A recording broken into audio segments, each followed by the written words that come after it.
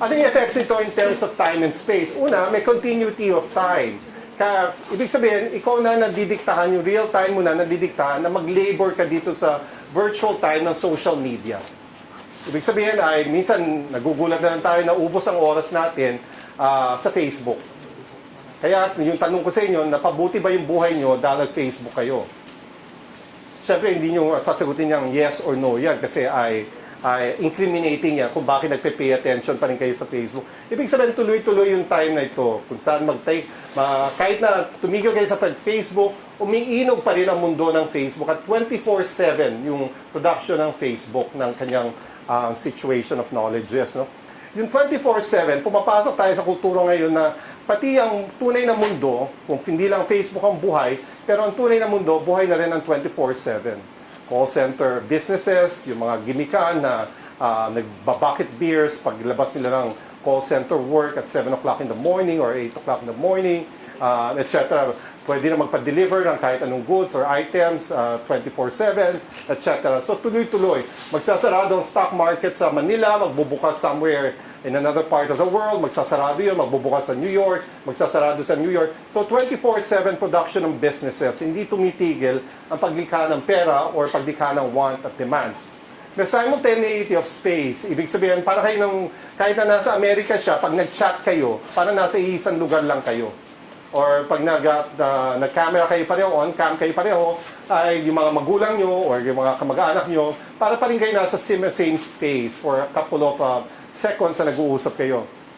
But it's a globalized space. Ibig sabihin, yung mismong platforms, yung engineering ng platforms nito, yung mannerisms, yung mga in-advertise nito, it's really to introduce us to the decorum of global business, the decorum of being a global youth na klase, the decorum of being ATM, kung ano man na nagtitrend sa iba pang bahagi ng mundo. Anong film ang dapat yung panonoorin, anong spoiler ang dapat nyo sabihin para mambuisit ang kapwa nyo sa mga films na pinapalabas. At maging ang films, pag pinanood nyo, ay global ang opening sa buong mundo to prevent piracy. No? Digitize na rin. Wala nang role yun ng pelikula na dumarating sa atin. Meron na lang inilalock in na password at yun yung papasok dito sa eksaktong oras na kailangan palabas sila sa Shoemart or saan man mga sinihan. So it's a globalized space, lahat itong consumption na ito. But it's also time-space compression. Kahit na 13 hours ang difference sa California, halimbawa, pag nagsama kayo, parang lumiliit ang mundo, o yung ilibing o yung ilamay, na hindi ka makauwi sa Pilipinas, pero ang St. Peter's funeral homes, nag-aalaw siya ng mga ilamay. Hindi ka makakapunta, so panonoorin mo na lang yung grieving family mo, o hindi ka makapunta ay nag-sponsor ka ng isang kiddie party para sa Jollibee or sa McDonald's sa iyong pamilya, pwede mo siyang panoorin if live via Facebook ang naggaganap na yun. So, lumiliit yung mundo for the moment na nag-devote tayo ng greater time sa social media. Saan niyo nakuha yung ideya ng the one? Yung the greatest love na klase? Wala na nagsabi sa inyo, di ba? Ang nagsabi sa atin for most part at ginawa siyang pinark sa memory natin as a kind of benchmark towards adulting ay yung ganitong klaseng access natin sa viral media text. At ito yung halimbawa ng Jollibee.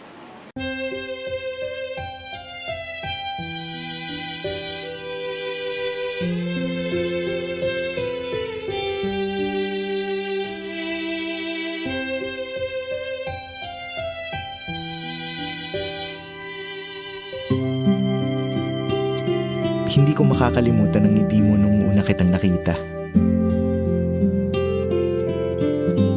Naalala ko nun, sa Jollibee pa lang, sinabi ko na sa sarili ko, she's the one.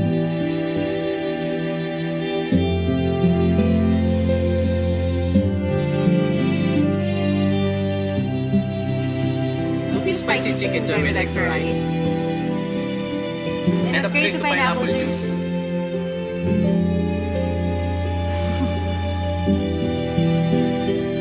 Noon pa lang, alam ko na that you're the one I want to spend the rest of my life with. Kaya pinapangako ko na I will be the man for you.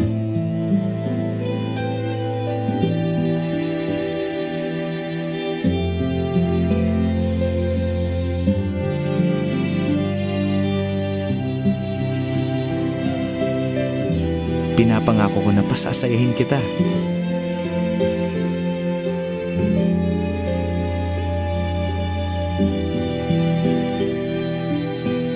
I'll be there whenever you need me.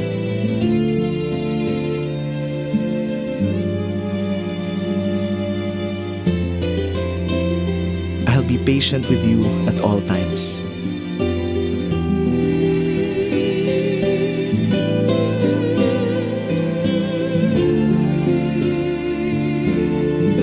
I promise I will never change.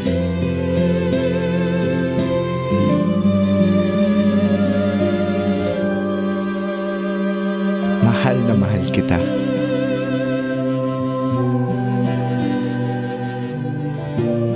Gusto ko, ikaw ang pinakamaligaya sa lahat.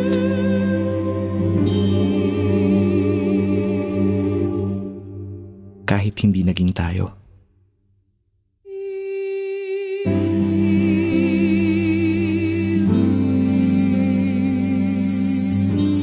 I'll always be your best friend.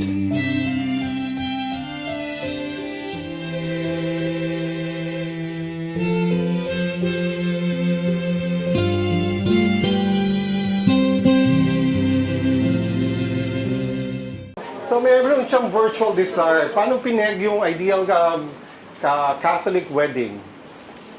So isang malaki, granding wedding, no? Na yung peg dito, maganda yung babae, maganda yung lalaki, etc. So it's a kind of virtual desire. Pinapart sa inyo yun na not to expect anything less pag it's your moment to shine na ipapakasal kayo, magpapakasal kayo, ganito dapat ang peg niyan.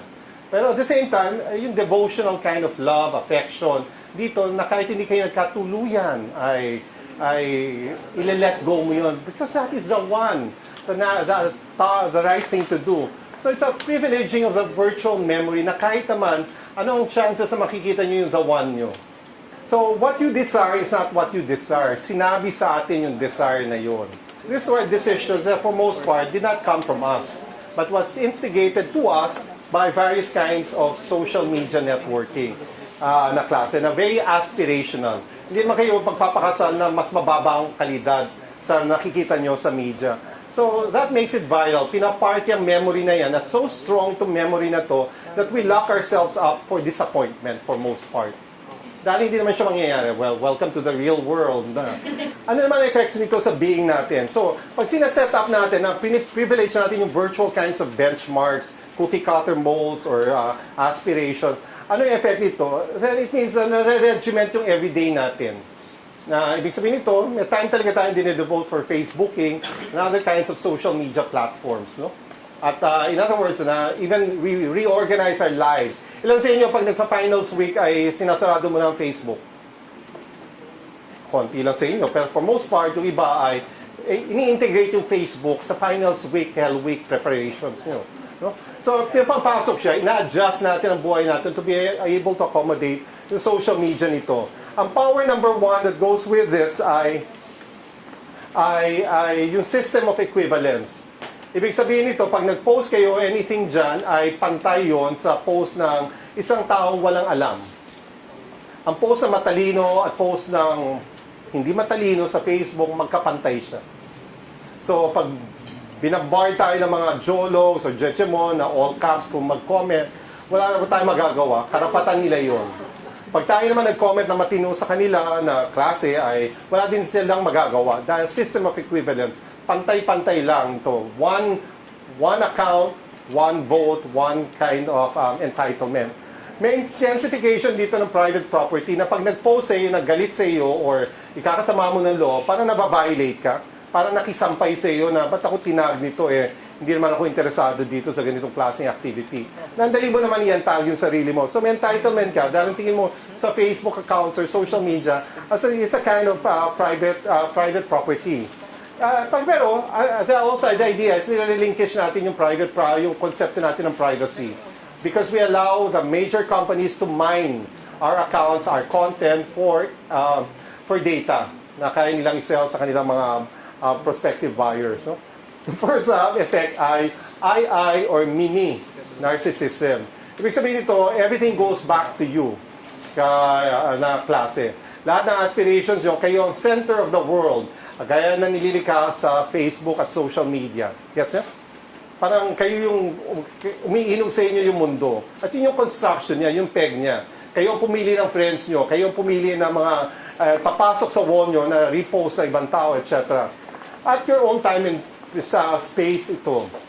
Ibig sabihin, kung kailan nyo po gusto pumasok dyan, everyday, not so everyday, etc.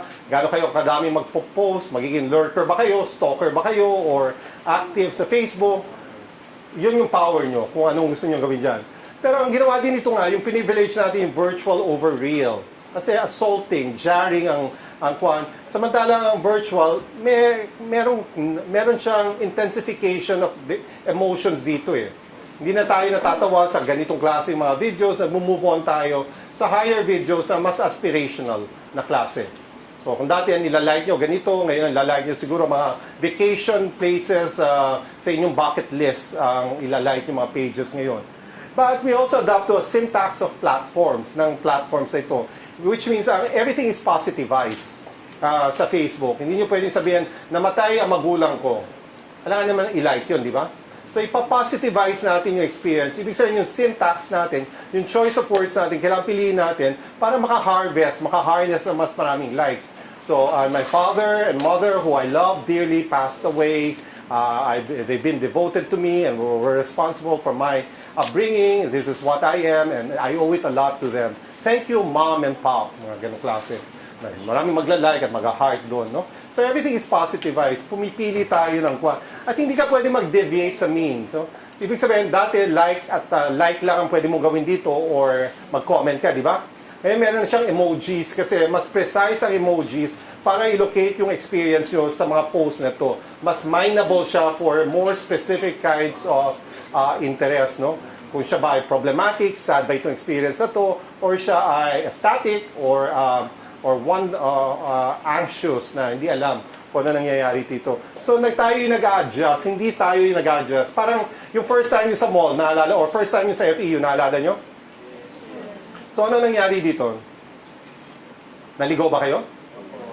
Siyempre, naligo kayo kasi bago kayo sa space, no? Parang ganito din sa social media platforms na ito. Pero in due time, ay na-master nyo yung space na ito. Pero quite contrary na kayo nakamaster ng space na ito, ang space ang nagkaroon ng mastery over us. Hindi nag-adjust yung space. Tayo ang nag-adjust para sa space. At ganoon din dito sa social media platforms. Tayo ang nag-adjust sa kanya. Itong social media, it's not really social media. It's not meant for us to create a kind of sociality. Hindi tayo magiging mas matalik na magkaibigan simply because we're friends. At ang dami kong nilike sa iyo at marami kang nilike sa akin. So, it's a kind of parking also of a critical stance against social networks. So, this is the last video. Did you know the average person spends 4 years of his life looking down at his cell phone? Kinda ironic, ain't it? How these touch screens can make us lose touch. But it's no wonder in a world filled with iMacs, iPads, and iPhones, so many eyes, so many selfies, not enough us's and we's. See, technology has made us more selfish and separate than ever. Because while it claims to connect us, connection has gotten no better. And let me express first, Mr. Zuckerberg, not to be rude, but you should reclassify Facebook to what it is, an anti-social network.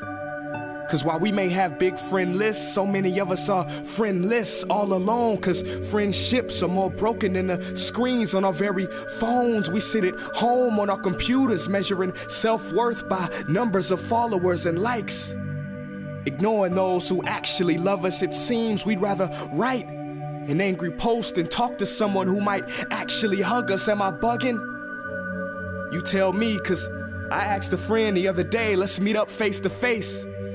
They said, all right, what time you wanna Skype? I responded with OMG, SRS, and then a bunch of SMHs and realized, what about me? Do I not have the patience to have conversation without abbreviation? This is the generation of media overstimulation. Chats have been reduced to snaps. The news is 140 characters. Videos are 6 seconds at high speed. And you wonder why ADD is on the rise faster than 4G LTE. But get a load of this. Studies show the attention span of the average adult today is 1 second lower than that of a goldfish. So if you're one of the few people or aquatic animals that have yet to click off or close this video, congratulations. Let me finish by saying you do have a choice, yes. But this one, my friends, we cannot autocorrect. We must do it ourselves. Take control or be controlled, make a decision. Me? No longer do I want to spoil a precious moment by recording it with a phone. I'm just gonna keep them. I don't want to take a picture of all my meals anymore. I'm just gonna eat them. I don't want the new app, the new software, or the new update. And if I want to post an old photo, who says I have to wait until Thursday? I'm so tired of performing in the pageantry of vanity and conforming to this accepted form of digital insanity. Call me crazy, but I imagine a world where we smile when we have low batteries. Cause that'll mean we'll be one bar closer to humanity.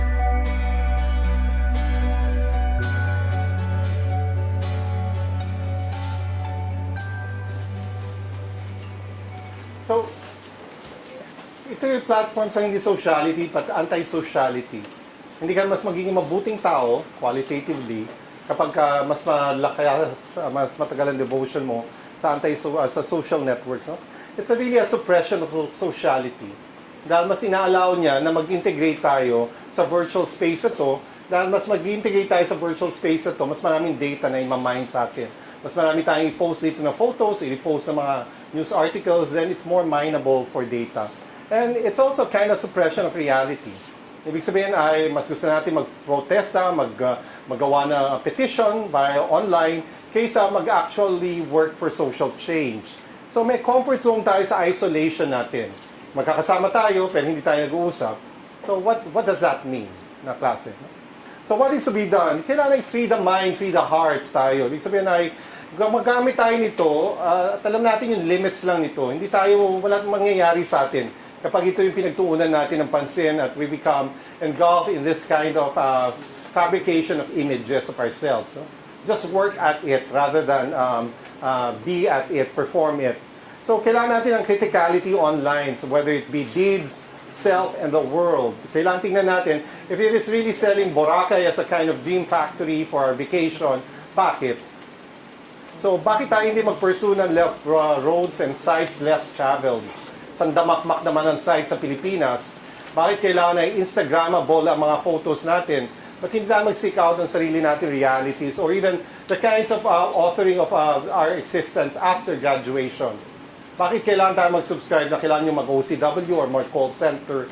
Ba't hindi kayo kailangan maging entrepreneurs o bumalik kayo sa mga probinsya nyo and be something more substantial in those kinds of regards? And we also need to peel back there is certain kinds of levels of the real. Ibig sabihin nito, ang life-changing experiences natin manggagaling sa if we allow ourselves to travel into the circuits of everyday life. Hindi yung marami tayong alam, pero lahat ito ay virtual knowledges lang. Na Google natin, na Wikipedia natin. Pero kung may love tayo, malaglag tayo, then we realize our humanity. Hindi natin ma-realize yung humanity natin pag naka-wired tayo. So which means that we need to empower ourselves. No? Ibig sabihin ito ay gumawa tayo mga decisions sa mga bagay-bagay dahil gusto natin ito. Dahil ito yung tama sa atin, hindi dahil napakarami na nag-likes nito at nag-repost nito, therefore, that becomes our stance. Kaya nga may kuyog, kaya nga namin naniniwala sa fake news or napapaniwala sa fake news na kinukuyog. Akala totoo dahil ang daming nag-like, samantalang fake news pala. So we have to be more discriminating in these kinds of realities, no? In the era of fake news. So what have we discussed so far, no? We started off with the privatization of technologies, literal large technologies, appliances that fit into big rooms, etc. At kung paano siya sa smartphones natin, na-integrate itong technology natin. At technology of the self siya dahil tayo nag-empower nitong iPhone or smartphones na ito. Yung mga apps, yung mga sinave natin, nandito lahat sa smartphone na ito. It also allows for us na mag-proliferate. Kung wala kang smartphone, hindi ka naman siguro mag-proliferate sa internet. At kung wala ka rin social media account, medyo mas bawas ang inyong internet time. So, pero it has allowed us na i-individuate yung global desires. No? Hindi na kailangan mag-advertise ng Apple sa atin. Pero kahit tayo na nasa third world country na napakamahal ng Apple, Mac computers at iMac phones, yan pa rin ang pinepeg natin. So, in other words, tayo na prioritize sa atin ang ibig sabihin mga global desires, global brands. So, pag nag-isip ng ideal phone, ang lahat ng kabataan sa buong mundo, it has to be an iPhone. It has to be a Samsung at the very least. No? So, pare-pareho na yung global desires natin. And it also means the privileging of individualism. Wala naman magkakaroon ng omnibus plan na bigyan tayo ng Wi-Fi or iPhone na pare-pareho. Kanya-kanyang diskarte para magkaroon ng access na ito. And to realize, parang as a kind of peg, to realize are also kind of middle-class aspiration in the future. Kanya-kanyang trabaho yun. So, ibig sabihin, kung kanya-kanya, walang collective na pinapa-negate sa atin any forms of collectivity, any form of political struggle. Kanya-kanya lang dapat na hinagpis ito. So, at na-recap natin, we need to go back to the real and to the social. Kasi nandun talaga yung contentions, yung bone marrow of our human existence. So with that, maraming salamat.